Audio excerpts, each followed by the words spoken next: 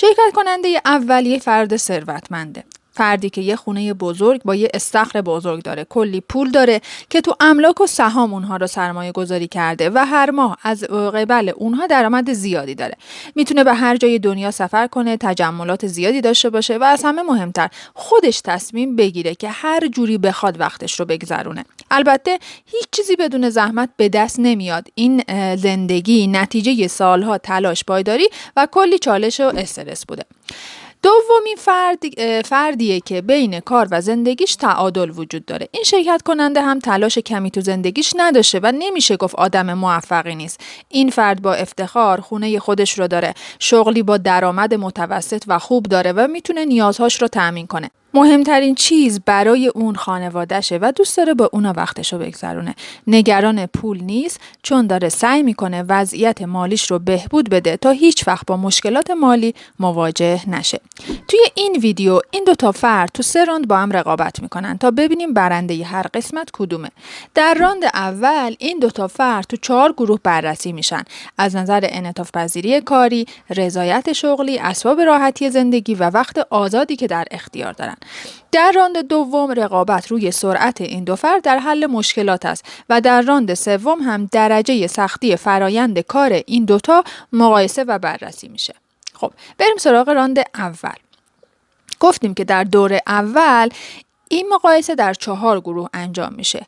اول انعطاف پذیری کاریه. فرد ثروتمند میتونه هر کاری رو که بخواد، هر زمانی که بخواد و هر جایی که بخواد انجام بده. مثلا میتونه وقتی تو ساحل داره تفریح میکنه یک کسب و کار راه اندازی کنه. اما فرد متعادل انتخاب‌های کمتری داره. اون برای دیگران کار میکنه و برنامه کاری مشخصی داره و طبق برنامه‌هاش باید تو دفتر باشه تا درآمد ثابتش حفظ بشه. تو این قسمت برنده ما فرد ثروتمنده، چون موانع کمتر و انعطاف پذیری کاری بیشتری داره. گروه دوم رضایت شغلیه. خب در اینجا فرد متعادل عاشق کارشه و بیشتر روزها خوشحاله. میتونه کارهای مختلفی انجام بده تا کارش یک نواخت نشه. برای اون مهم اینه که کاری که اون روز بهش محول شده رو به نحو احسن انجام بده.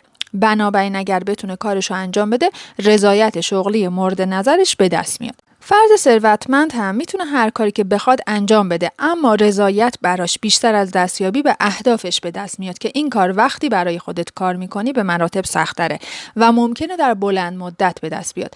ولی وقتی به دست بیاد شاید میزان اون بیشتر از اون رضایت فرد متعادل باشه. تو این قسمت برنده ما فرد متعادله، چون رضایت شغلی مداوم داره.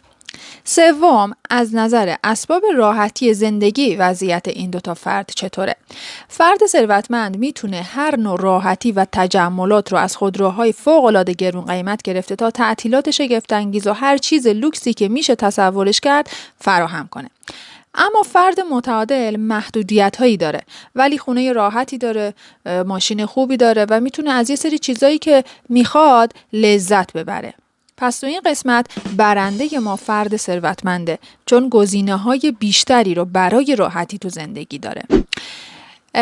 و گروه آخر در راند اول مقایسه میزان وقت آزادیه که این دوتا فرد در اختیار دارن. فرد متعادل شغلی داره که باید به اون توجه کنه، ولی تایم‌های آزادی هم داره و میتونه بچهش رو از مدرسه بیاره. همینطور اون هیچ وقت کارش رو به خونه نمیاره و میتونه از وقتش برای خانواده و دوستاش استفاده کنه. ولی فرد ثروتمند کسب و کاری داره که باید به اون توجه کنه، که با اینکه شاید بهش انعطاف پذیری بده ولی براش مسئولیت‌هایی هم داره. اون میتونه برای خانواده و دوستاش وقت بذاره، ولی عاشق کار کردن و بهبود کسب و کارشه که منجر به داشتن وقت آزاد کمتری میشه. پس تو این قسمت برنده ما فرد متعادله. خب حالا بریم سراغ راند دوم و سوم این مقایسه. اما قبل از اینکه این مقایسه رو تو راند دوم و سوم انجام بدیم، ممنون میشم اگر ویدیو رو دوست دارید لایکش کنید.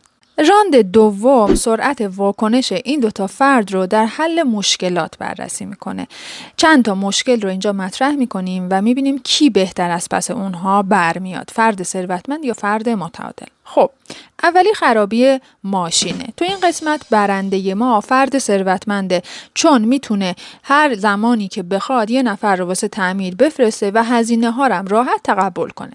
دوم گریه بچه. برنده تو این قسمت فرد متعادله، چون زمان و صبر بیشتری رو برای بچه هاش داره. سوم بحران مالی. برنده تو این قسمت فرد ثروتمنده، چون اگر حتی کسب و کارش هم شکست بخوره بازم سرمایه گذاری هایی داره که همچنان از اونها درآمد خوبی دارن. چهارم خستگی. برنده تو این قسمت فرد متعادله، چون وقتی خسته است به راحتی میتونه کارهای دیگه ای انجام بده، در حالی که فرد ثروتمند چون همه کارها به گردن خودش هست شاید کمتر در موقع خستگی حق انتخاب برای استراحت داشته باشه. و پنجم مشکلات سلامتی. اینجا چند تا نکته وجود داره. با اینکه فرد ثروتمند میتونه بهترین پزشکا و درمانها رو داشته باشه و موقع بیماری سریعتر درمان بشه، ولی از طرف دیگه فرد متعادل ممکنه سلامت جسمی و روانی بهتری داشته باشه، چون همیشه زندگیش تو تعادل بوده. موقع خستگی استراحت کرده و استرس کمتری داشته. پس اینجا شاید نمیشه بگیم که برنده کدومه. هر کدوم از این افراد توی قسمت‌هایی برنده حساب میشن. خب برای اینکه نتایج راند سوم رقابت رو هم ببینیم حتما تا آخر ویدیو با من همراه باشید.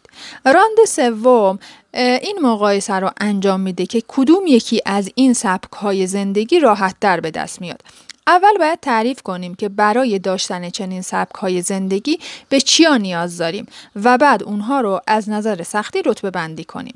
خب اول فرد ثروتمند نیاز به مقدار زیادی پول داره و باید کسب و کار موفقی بسازه یا شغلی با درآمد بالا پیدا کنه که بهش اجازه بده هر ماه مقدار زیادی پول پس انداز کنه.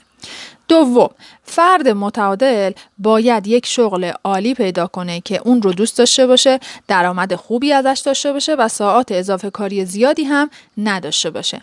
سوم فرد ثروتمند باید بدونه چطور پولش رو سرمایه گذاری کنه تا یه درآمد پایدار بدون نیاز به کار زیاد داشته باشه. و چهارم فرد متعادل باید یاد بگیره چطور امور مالیش رو به خوبی مدیریت کنه تا بتونه پس‌انداز داشته باشه، سرمایه گذاری کنه و هوشمندانه خرج کنه. خب حالا بیایید اینها رو از نظر سختی رتبه بندی کنیم. اول ساختن کسب و کار $1,000,000 از نظر سختی رتبه 1 رو داره، چون نیاز به کار و تلاش زیادی داره. بنابراین کار سختیه. باید مهارت‌های پولساز رو پیدا کنی، اونا رو یاد بگیری، در اون زمینه هم باید با روش کسب و کار آشنا بشی. دوم پیدا کردن یه شغل مناسب با درآمد متوسط از نظر سختی رتبه 2 رو داره. این کار قطعاً آسون نیست، ولی از ساختن کسب و کار $1,000,000 خیلی راحت تره.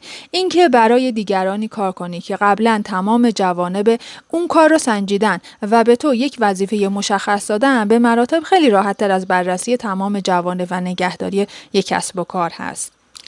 سوم یادگیری سرمایه گذاری از نظر سختی رتبه 3 رو داره.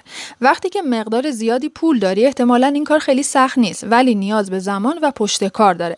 این کار برای افرادی که کسب و کارهای $1,000,000 دارن نسبت به افرادی که میزان سرمایه گذاریشون کمتره به مراتب سخت‌تره. و چهارم مدیریت مالی از نظر سختی رتبه 3 رو داره. اطلاعات زیادی در مورد مدیریت مالی وجود داره که باید اونا رو یاد بگیری و این کارم نیاز به تلاش و پشتکار زیادی داره. خب حالا اگر میزان سختی ها رو برای فرد ثروتمند و فرد متعادل جمع بزنیم، میزان سختی برای فرد ثروتمند بیشتره و در راند سوم برنده ما فرد متعادل هست. این جدول داره برنده های هر راند رو به صورت کامل نشون میده و میتونید نتایج رو با هم دیگه مقایسه کنید. میبینید که تقریباً نتایج برابر هست و خودتون باید با توجه به رویداد خودتون مسیر خودتون رو انتخاب کنید. حالا سوال اینه، آیا آماده اید سخت کار کنید و ثروتمند بشید یا هدفتون اینه که با پیدا کردن یه شغل ثابت و یادگیری مدیریت بهتر پول تعادل بیشتری به زندگیتون بیارید؟ تو کامنت ها برام بنویسید که بین این دوتا مسیر شما کدوم رو بیشتر ترجیح میدید؟ ثروت یا تعادل توی زندگی؟ و از چه جنبه هایی این انتخابتون رو انجام میدید؟ اگر از دیدن ویدیو لذت بردید، شما رو دعوت میکنم به دیدن ویدیوی بعدیمون که موضوعش روش تغییر عادتهای بد هست.